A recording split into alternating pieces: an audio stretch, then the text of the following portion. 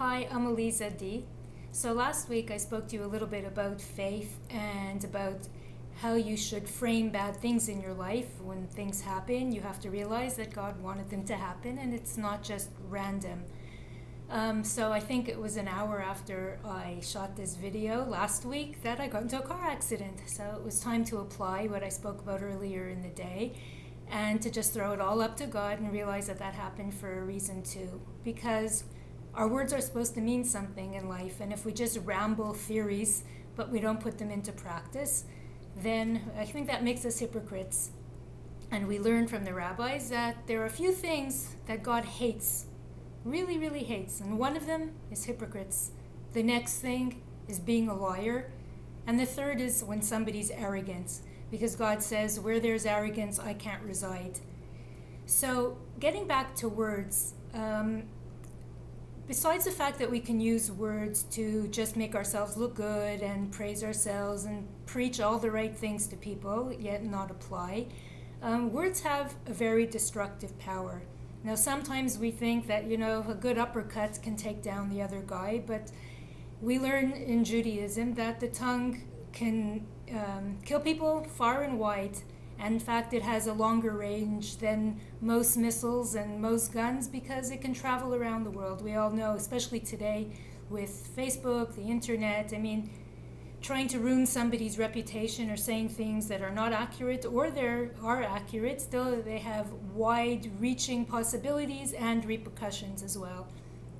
So we learn in this week's parsha, actually just to go back a little bit before I started this today, I got off the phone with a cousin of mine, and everybody knows on Fridays I'm a little bit stressed because there's a lot to do. And she says, okay, so go save the world now with your words. So I was thinking, wow, it's a big task to take on. To save the world with my words, I'm not so sure I could do that, although I do try one word at a time. But to not destroy with our words is maybe even more important, because we see there are many efforts throughout the Bible where people try to destroy each other with the words. And I'll just start with the best and biggest and first example was that of the snake. The snake tried to talk bad about God. He tried to use his tongue to manipulate Eve, and he did so effectively and brought down mankind with his tongue. Then I'm going to jump through the Bible and I'm going to get all the way to this week's parasha, which is Parashat Korach.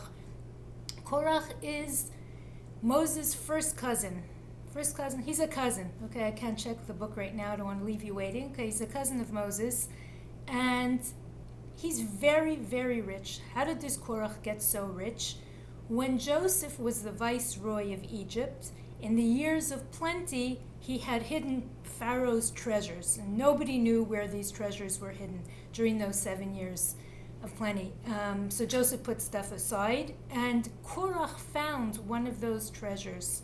He had, I think, 33 mules just to carry the keys of the treasures. Not the treasures, but the keys of the treasures.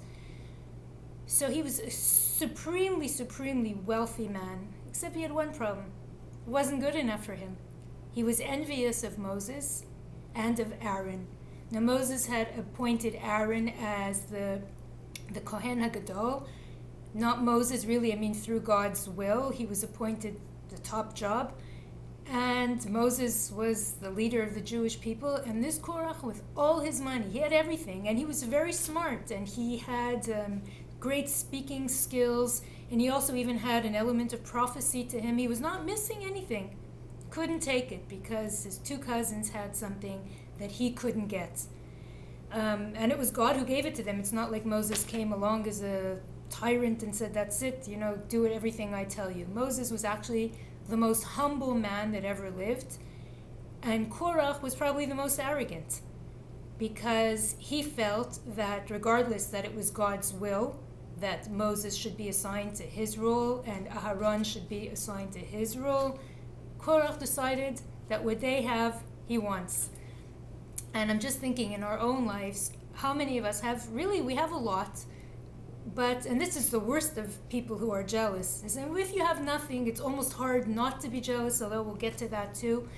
But if you have everything, and like in Yiddish you say you don't forgive them, like you can't take it that somebody has something that you don't have. You can't sleep at night because of it.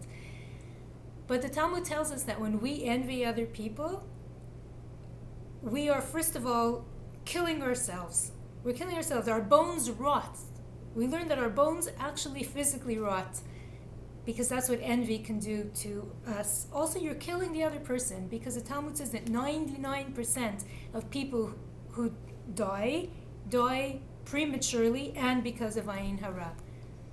So, having an evil eye on somebody, and you can't help but have an evil eye on somebody if you're jealous. You just can't. And that's why it's advised in the Talmud that if you're going to have a farm or something, do it away from the city, do it away from eye's range, because you don't want people passing by and kind of taking out their eyes. So, where was I with? Yeah, so just in our lives, we tend to be jealous of people sometimes, and it's a very bad thing. It really is a very bad thing. One of the reasons it's a very bad thing is because it's one of the 10 commandments. We shall not covet.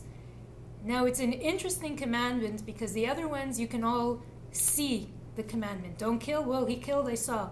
This is the only commandment that it's an internal thing. Don't be jealous. Don't covet. So who can be a witness of that? I could have a straight face now and be jealous of, I don't know, you. You'd never know. But the only one who would know is God, because God can read our hearts.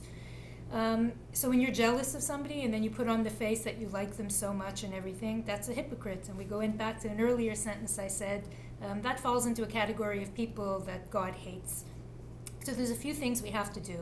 And one is really to work through jealousy in a very logical way and realize that you will never be that other person. You will never be. In the practical terms, you'll never be that. All you could be is a good imposter. But when you're an imposter of someone else, then you fail to live up to who you were meant to be. You're so busy trying to fill their shoes that you left your shoes behind. Another thing, when you're envious of somebody else, you're actually insulting God. Because you're saying, God didn't get it right. I should be in charge. And everything that guy has, the fancy car and the great body that she has and the nice clothes and that ring and the earrings and you name it, there's a whole list of things we can be envious of. And they have it and we don't. Well, then we're saying, God, you know what? You got it wrong. If I was in charge of the world, I would take this for me and this one would have that. And you start re-allotting everybody's things. And that also, again, shows a big lack of faith, because if you have faith in Hashem, you have what you need. It might not be exactly what you want, but you have in life what you need. And they have what they need.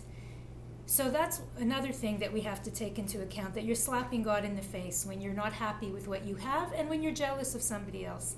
And we learned that being jealous of somebody else, according to the Bible, the Talmud tells you not only do you not get what your heart is lusting for, but you lose what you have. And we have a few examples of that in the Bible. One is the snake was lusting after Eve. It bothered her that Adam and Eve had a relationship.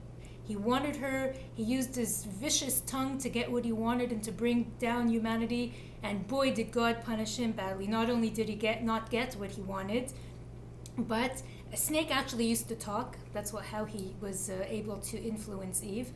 His feet were cut off because he used to have feet. So he had to slither on the earth and be an enemy to mankind forevermore, that man should hate the snake and the snake should attack man. The moon was jealous of the sun. They were both the same size when God created the world. And the moon complained. He says, why do you need two big luminaries? It's so big. What do you need two? God said, you're right. I don't need two. I need one big luminary. And he made the sun the luminary, and the light of the moon was diminished. Although we believe in Messianic times that the moon will get back whatever loss it had. That's another example. The third example is Cain and Abel. Cain envied his brother. Why? Because Abel gave a sacrifice to God with all his heart, of the best of his, what he had to offer to Hashem, and it was accepted. Cain gave a half-hearted sacrifice, and he became jealous. He was jealous of his brother. So what happened in the end? He also was marked forevermore, and he was punished by Hashem. Now we have the example in this week's parasha of Korach. Korach decided he's making a rebellion against Moses. he decided he can do better. Why? He had a camel, 30 why do I keep saying camel? I don't know. Comes up a lot in the Bible, maybe, I don't know. Donkeys. He had 33 donkeys carrying just the keys to the treasure. So he had an arrogance to him, and he couldn't take it that Moses had something he didn't have.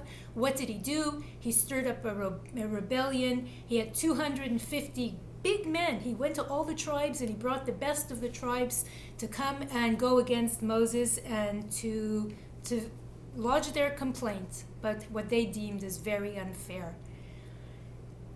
Moses fell on his face.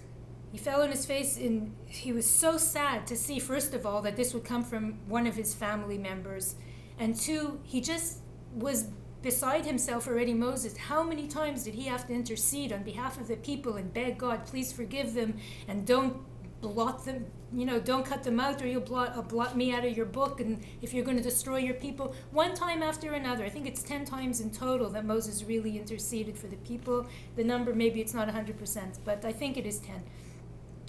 That's what happens when you do things live as opposed to writing. You can always go back and check.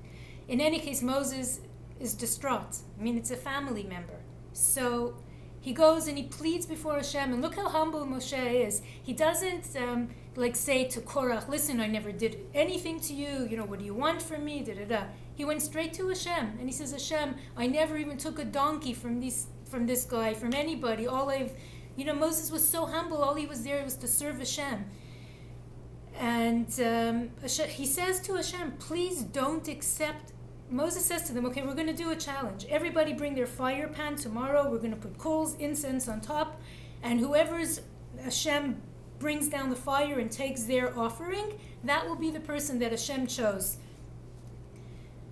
So Moses goes to Hashem and he prays to Hashem, please don't take their offering. Now, it's an interesting thing that Moses had to even go and ask Hashem that, because if he legitimately was serving Hashem's purpose, then would he have to even be afraid? He knows that Hashem's going to knock them out.